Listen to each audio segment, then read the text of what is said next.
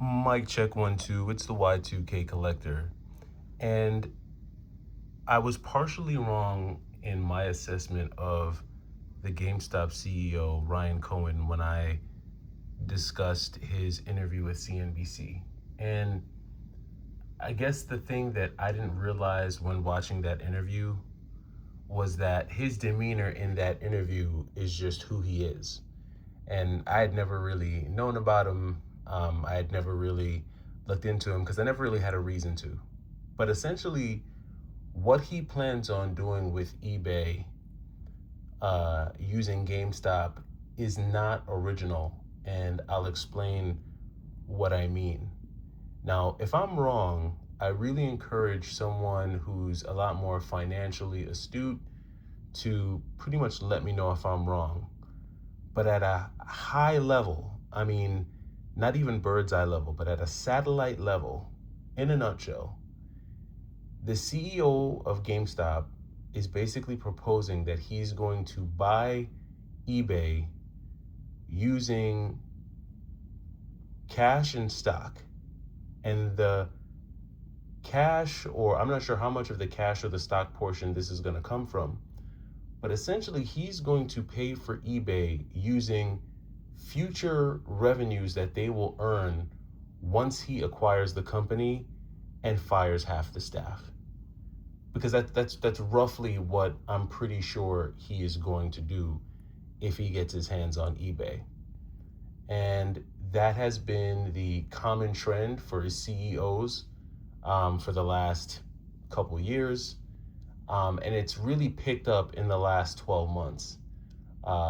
I think Elon Musk was probably one of the first really well-known CEOs who decided to purchase Twitter, rename it, and pretty much fire the bulk of the staff.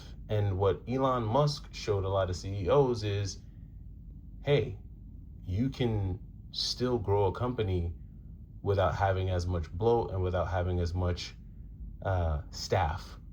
And so we've seen massive layoffs, massive. We've seen companies from Dell to Meta to Amazon to Google to Block to all sorts of companies have pretty much laid a lot of their staff off, basically saying how AI has helped them to drive efficiency and they've been able to remove waste.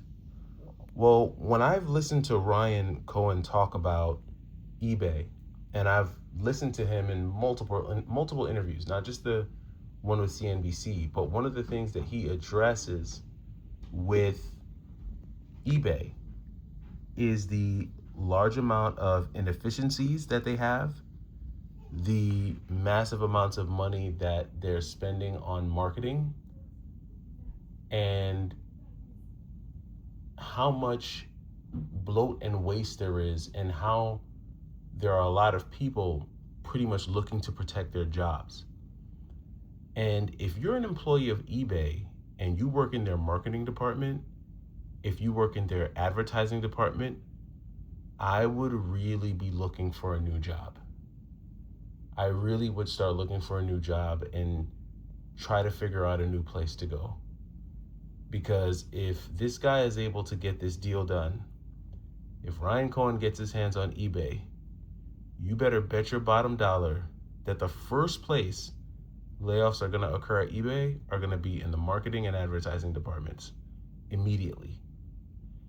And what he is going to do once he eliminates however many billion that they're spending on marketing advertising, he is going to turn around and take those savings and turn back around to Wall Street and say, hey, look, Wall Street, I have made eBay this much more profitable by making massive cuts in these two departments. And it probably won't just be in like the marketing and advertising department.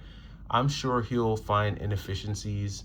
And just for those of you who don't know, whenever you hear a CEO say the word inefficiencies, it means layoffs are coming. It means people are about to get fired. Because an inefficiency means that you don't help the company make money, so why should they pay you? And I don't know the eBay business structure. I haven't really studied eBay. I don't know what how well their company's been doing.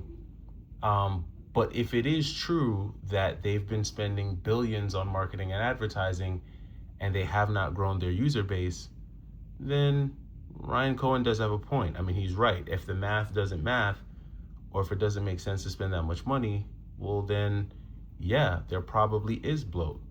And I do agree that in most companies, not just eBay, I'm sure there are levels of efficiency. I mean, I'm sure any person watching this video right now, you can think of one person that you've worked with where you've said to yourself, how does this person have this job? Because they just don't add value to your job. Either they don't add value to your team, they're not a team player, they show up late, their work is shoddy, it's never up to par. They're always dropping the ball or waiting for someone else to come in and do the heavy lifting, and then they try to take the credit.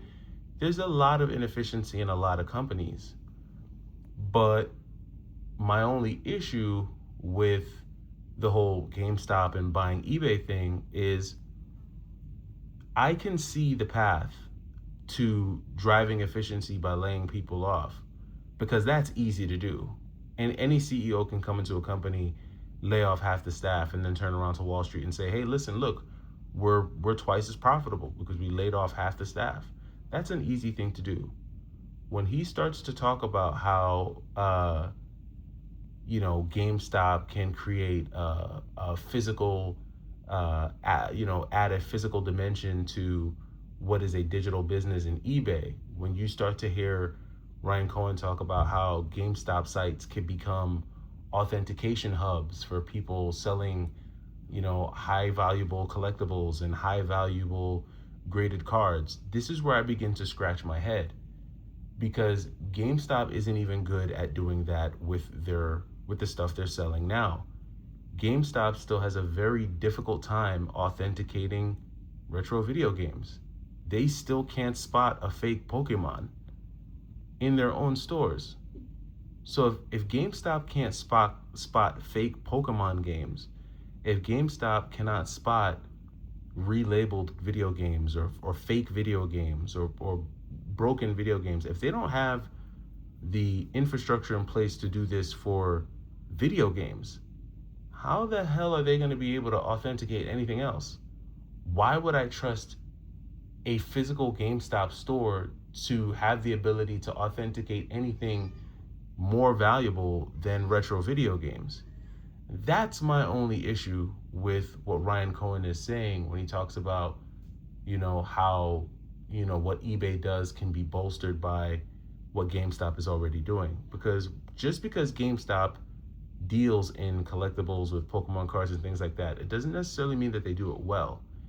And as someone who shops there, I mean, I just picked up this copy of Doom from there, right? But I shop at GameStop for retro games because I personally know how to detect fake video games. I'm not saying I'm an expert, but I'm pretty good at spotting the fake stuff. If I wasn't, I don't know if I'd shop there. So in a nutshell, I see on one end what he's talking about, and I see how he can drive profits in eBay through layoffs, but I don't really see how what he's doing at GameStop is going to make eBay operations more efficient. But if someone else knows, you guys let me know down in the comments. It's the Y2K Collector. Take it easy.